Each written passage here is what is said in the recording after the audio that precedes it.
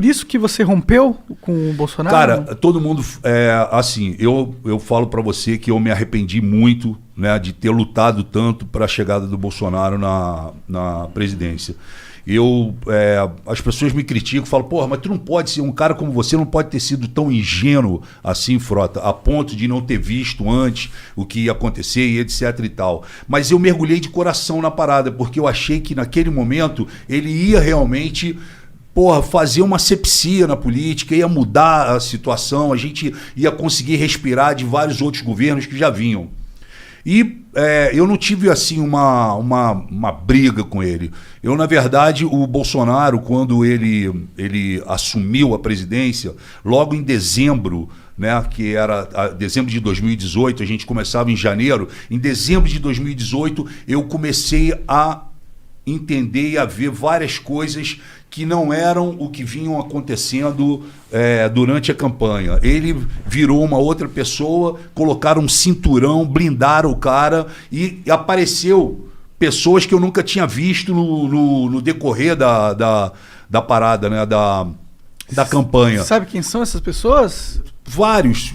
Apareceu um monte de militar, apareceu um monte de cara de terno, apareceu gente de tudo que foi lado e blindaram o Bolsonaro. E a cena marcante, onde eu comecei a ficar, sabe, assim, pensando, foi quando eu estava no Banco do Brasil, onde foi a transição do governo Temer para o governo Bolsonaro. E aí, lá para as 2h da tarde, abriu a porta do corredor, entrou vários militares e o Bolsonaro no meio, um monte de cara de terno. E o Bebiano, que morreu de infarto.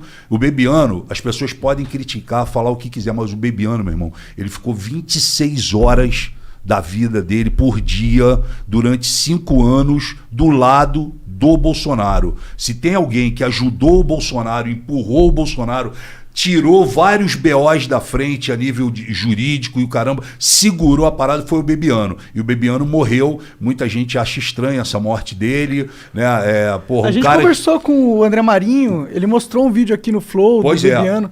Um cara forte pra caralho, grande, entendeu? E aí, eu encontro o Bebiano, aquelas pessoas todas que foram entrando por umas salas. Era um corredor enorme, todo mundo entrou e ficou o Bebiano parado no corredor. Aí eu cheguei pro Bebiano e falei, e aí, Bebiano, tá tranquilo? Ele falou, tô. Falei, pô, e aí, onde que é a tua sala? Ele falou, pô, não tem sala. Eu falei, como tu não tem sala? Ele falou, pô, eu não tenho sala e não sei o que eu vou fazer ainda no governo. Tu acredita, Frota? Eu falei, pô, não acredito. Pra mim, tu ia ser o cara, pô, tu ia ser o líbero da parada. Tu ajudou o cara a sentar nessa cadeira. Pra mim, tu era o líbero. Tu não precisava nem ter cargo. Sim, tu era o cara que ia chegar, Bolsonaro, é o seguinte, estou precisando coordenador disso, ali. Um coordenador, né? Ele falou, pois é, mas não tenho. E eu tô achando muito estranho as coisas, Frota, porque começaram a me tirar de reuniões, eu não sei para onde eu vou, sabe? Aí tentaram acochambrar ele ali na Secretaria-Geral da Presidência, enfim. Mas qual que era o problema com o Bebiano em si?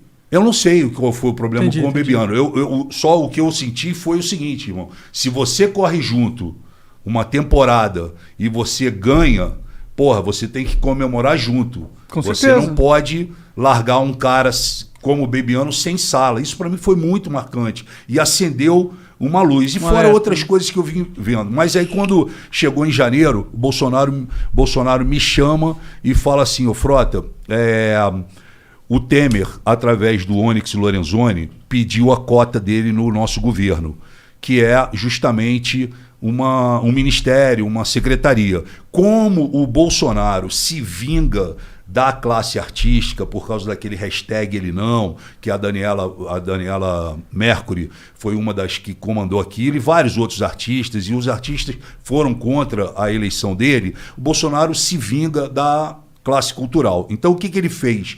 Ele, assim que ele assumiu, que ele sentou na cadeira, ele tirou o Ministério da Cultura e transformou numa Secretaria de Cultura. Ele já diminuiu ali. E aí, como o Temer tinha pedido ao Onyx uma fatia, Bolsonaro chegou para mim, e eu tenho gravado isso, que dia eu posso até mandar para vocês. O Bolsonaro, o Onyx chega e fala, ó, precisa colocar o Osmar Terra em algum lugar. E aí o Bolsonaro coloca o Osmar Terra na Secretaria de Cultura, sendo que o Osmar Terra nunca fez nada pela cultura do país. E aí o Bolsonaro me chama e fala, Frota, é o seguinte, não gosto do Osmar Terra.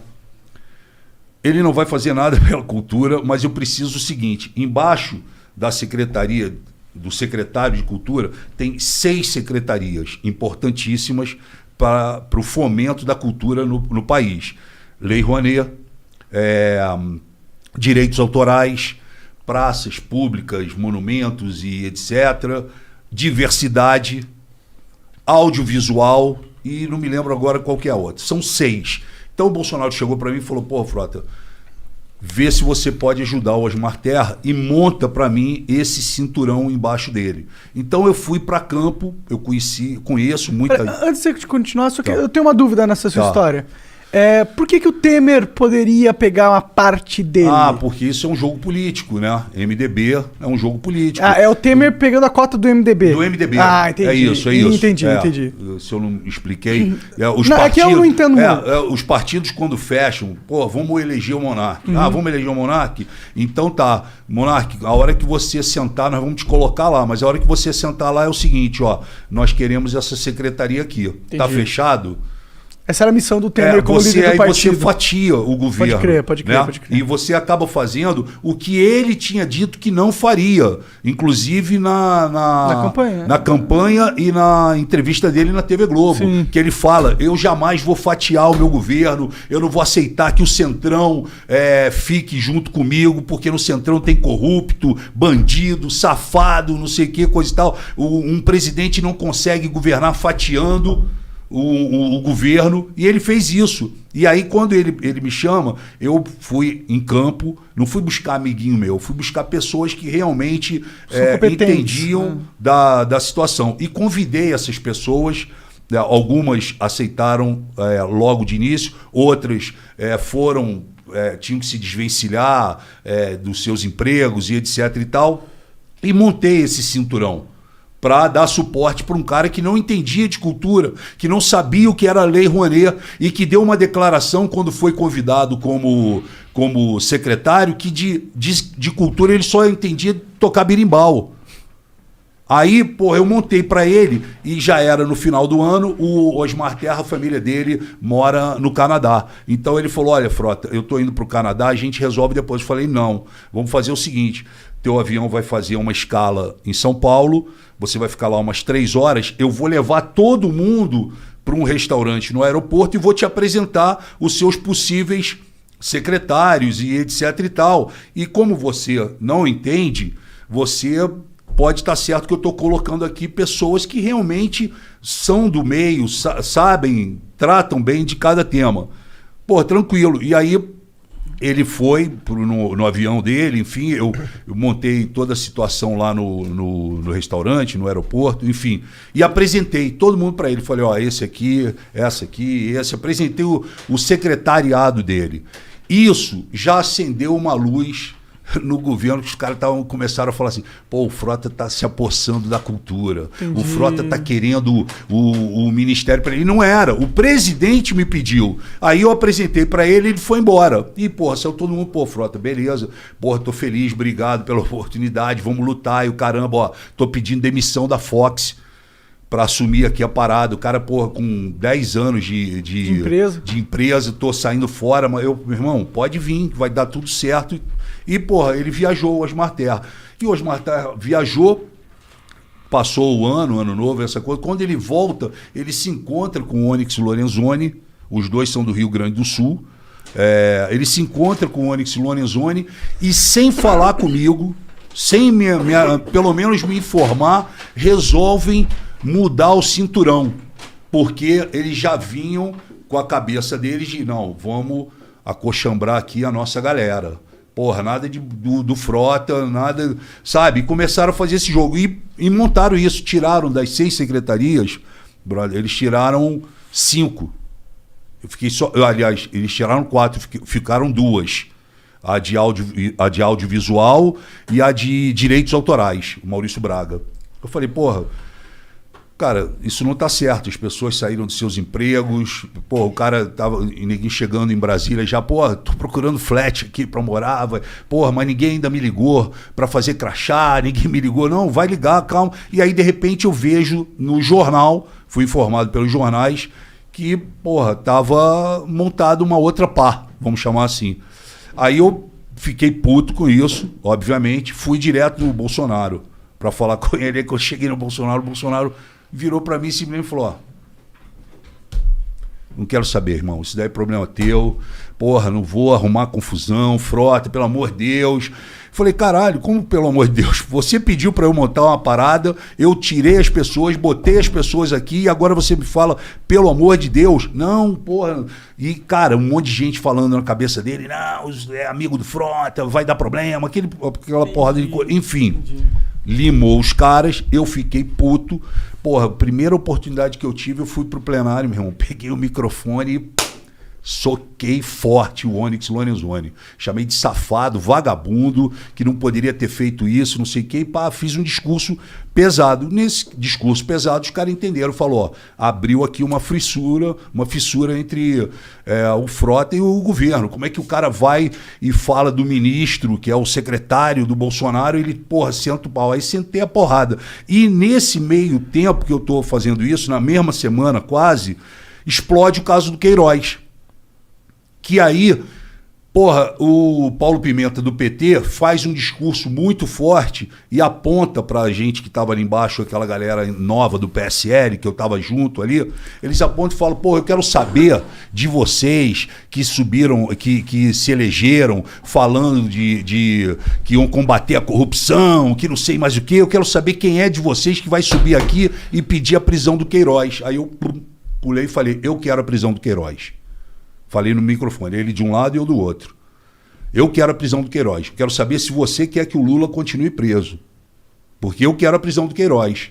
Porra, aí, meu irmão, o telefone tocou, o Bolsonaro, você tá maluco? Você quer fuder meu filho? E porra, como é que tu pede a prisão do Queiroz, caralho? Não sei mais o que, pagando pra mim, em geral. E passou uns 15 minutos, veio o Flávio Bolsonaro. Flávio Bolsonaro chegou no plenário e falou assim pra mim, porra, papai tá puto contigo, Frota. Como é que tu fala isso, porra? Pede a prisão do quê? Porra, cala tua boca, cara. Porra, tu não precisa fazer isso, caralho. No dia seguinte tinha um café da manhã.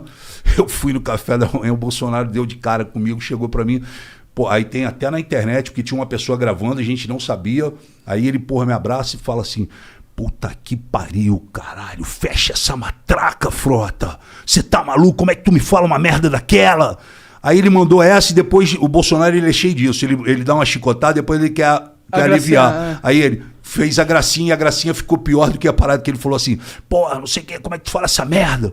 Porra, Frota, eu quero continuar transando contigo. Mandou assim no meu ouvido. E, porra, e saiu. E a porra, tinha uma mulher gravando.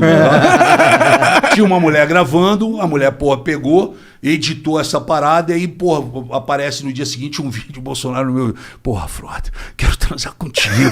Entendeu? E aí aconteceu essa parada. Aí, cara, eu vi que, porra, não tinha mais, né, clima, né? O PSL rachou logo de início, porque o PSL foi um. Eu vim no meio do PSL e não tiro também a minha participação nesses troços, mas o PSL entrou um monte de cara novato, achando que ia resolver a política do país. E, meu irmão, a gente fez uma asepsia lá dentro, mas foram 52% de gente nova que entrou e etc e tal. Mas os que ficaram era só black belt. Era só faixa preta. Não tinha nenhum que, porra, tu falava que era bobinho. Não, só tinha ninguém com 5, 6 mandatos, sabe? 4 mandatos. Os caras casca grossa que ficaram. Aí os caras viram aquele monte de cara chegando, achando que, porra, ia pintar Brasília, ia mudar. Os caras começaram a bater, né? E o PSL, ele foi se fragmentando, ele foi rachando. Ele começou um jogo de briga, de ciúme, de crítica um pro outro. Caralho, era tudo que os caras queriam do outro lado. Os caras deixam os caras se pegarem, entendeu? E vaidade, e não sei o quê. Não porque eu ganhei tanto, porque eu isso, porque aquilo que o negócio foi rachando. Eu fui cada vez fazendo mais oposição, porque eu falei, eu agora não posso fugir desse meu discurso. E é um discurso verdadeiro. Eu não mudei. Quem mudou foram eles. E aí eu continuei nessa linha. Aí, pô, chegou uma hora que o Bolsonaro chamou o Bivar e falou, ó, eu quero o Frota expulso do PSL. Ele não pode mais ficar no PSL. Porque, porra, cada vez que ele sobe naquele plenário, ele dá uma porrada em mim, dá uma porrada no Ministério da Economia, fala, porra, eu quero tirar. E ainda assim, eu prossegui, eu fiz muita coisa ainda pró-governo, né? Não só ter votado com eles, mas eu fiz muita coisa, como fiz a coordenação da Previdência, fiz a coordenação da CPMI, da Fake News, sou titular ainda da Comissão Especial da Cultura, enfim, fiz muita coisa, só que o meu viés foi atacando, e eu fui entendendo também, sem querer me alongar aqui com cara, vocês. fica à vontade. Fica à vontade, tá sendo interessantíssimo saber do... Como assim, cara, se alongar? Mete senta o dedo. Sem, assim, eu falei, cara, eu preciso me posicionar aqui dentro, e eu comecei a ser mais oposição do que a própria oposição. Né? A esquerda, naquele momento que nós chegamos em Brasília, em 2019, ela estava uma esquerda quadrada. Eles só falavam assim, quem matou Marielle? Quem matou Marielle? E o pau comendo do outro lado, quem matou Marielle? Quem mandou matar Marielle? Quem matou Marielle? Porra! Não tinha uma oposição, tinha ali uma... Porra, era um grito de dor. Um grito de dor. E aí, pô, eu até fiz um Twitter uma vez e falei assim, porra, a esquerda precisa acordar. E aí, alguns medalhões da esquerda retuitaram e falaram, ó, foi preciso o Alexandre Frota falar para a esquerda acordar. Porque, porra, eles passaram boa etapa, né, do início da legislatura com, porra, quem matou Marielle, era tudo, porra, quem matou Marielle, quem matou Marielle. Eu também quero saber quem matou, quem mandou matar, mas eles ficaram quadrados nisso. E aí eu fui partindo cada vez mais para a oposição, cada vez mais votando menos com o governo, né? E aí minha trajetória, o Frota em determinado momento, porque como eu cresci no bolsonarismo, eu vim com aquela cabeça ideológica, radical, né? Ao longo desses anos eu amadureci muito e entendi que lá dentro você tem que se conformar. Não, é o parlamento, cara. Você tem que abrir diálogo com as diferenças. Você não precisa gostar de mim, mas a gente tá sentado aqui trocando ideia, entendeu? E a gente precisa, debater as paradas que são importantes. Porque, pô, uma hora eu vou precisar de você. Uma hora você vai precisar de mim para votar alguma coisa que é do seu interesse, entendeu? Então, eu fui amadurecendo, fui entendendo. Eu fui o primeiro deputado da direita, né? Que hoje eu nem sou mais de direita, eu sou acho que centro-esquerda, mas eu fui o primeiro deputado da direita a procurar a esquerda e abrir diálogo com eles. E aí cada vez foi ficando mais difícil, aí, porra, o bolsonarismo, eu tinha, para vocês terem uma ideia, eu tinha 1,5 milhão de seguidores no Facebook, tinha quase 500 mil já no Twitter, Instagram eu não mexo, mas essas duas ferramentas eu excluí, porque a partir do momento que o Bolsonaro falou, não, o Frota tem que sair do PSL, os caras me elegeram alguns meses como traidor. O Frota foi oportunista, ele usou o Bolsonaro e se elegeu, e assim que se elegeu foi uma espécie de cavalo de Troia. Entendeu? O Frota entrou e apunhalou o Bolsonaro, e não foi isso, quem me apunhalou foi ele. Ele é que mudou as histórias comigo. O meu papo sempre foi reto com ele, né? E aí, porra, eu fiquei de traidor, os bolsonaristas desceram a porrada em mim, me apedrejaram, tipo, virtualmente e medievalmente, entendeu? Foi um negócio medieval. É o meio que como eles fazem isso, é o que eles fazem, né? E aí foi porrada, xingando minha esposa, minha família, minha filha, o meu filho, o pau comeu, geral. Aí eu tomei a decisão, falei, porra, eu vou sair das redes sociais. Aí saí. Falei, caralho, vou mandar 500 mil embora. Mandei. Desativei a conta e desativei o Facebook. Porque, por qualquer coisa que eu postasse ali, não adiantava. Era porrada o tempo todo. E aí eu entendi isso, falei, eu preciso me afastar. Né? Aí começou aqueles confrontos de rua também. Você passa na rua, os caras, traidor do Bolsonaro. Caramba. E aí eu falei, bom, mas eu vou mudar essa história. E vou partir para cima. Eu não sou um cara de ficar apanhando quieto. Eu vou partir para cima. E aí fui partindo para cima. Também fui trabalhando bastante e honestamente. Né? E aí eu consegui superar esse tsunami que foi, né, essa minha briga, porque eu não, essa minha saída lá do bolsonarismo. Porque do PSL tudo bem. O problema é você sair do bolsonarismo.